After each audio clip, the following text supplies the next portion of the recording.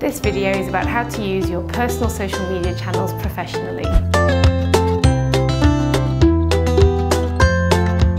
A hashtag is a relevant keyword or phrase preceded with a hash symbol.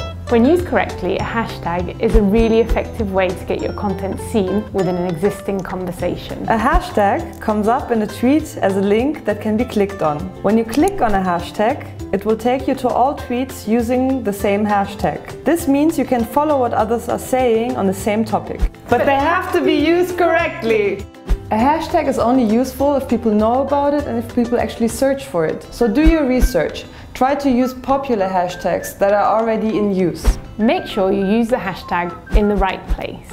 They typically go in the middle or at the end of a tweet, never at the beginning. A hashtag won't work if you use either punctuation or spaces. Don't use more than 2 hashtags in one tweet. It could come across as spammy, or even worse, lose your audience.